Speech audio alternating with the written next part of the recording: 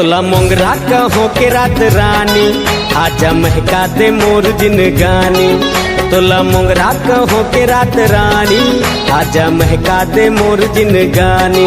चलना दोनों जन लिखबो प्रेम कहानी हो। 16-17 के मोरे जवानी, राजा महका के मोर जिनगानी। 16-17 के मोरे जवानी, राजा महका के मोर जिनगानी। पटना बना छन मोला प्रेम दीवानी का। तोला मोंगरा कहो के रात रानी, आजा महका दे मोर जिनगानी। 16-17 के मोरे जवानी, राजा महका के मोर जिनगानी।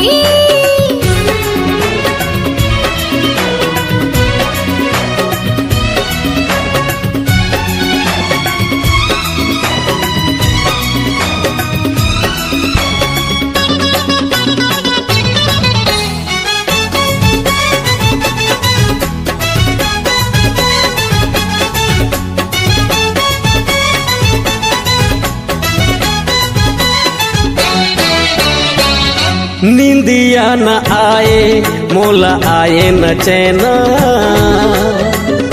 गिन थाओ तारा मोला बैहा बनाए रे। मोरे जीवन साथी तोला कहत हो मैं ना, बोला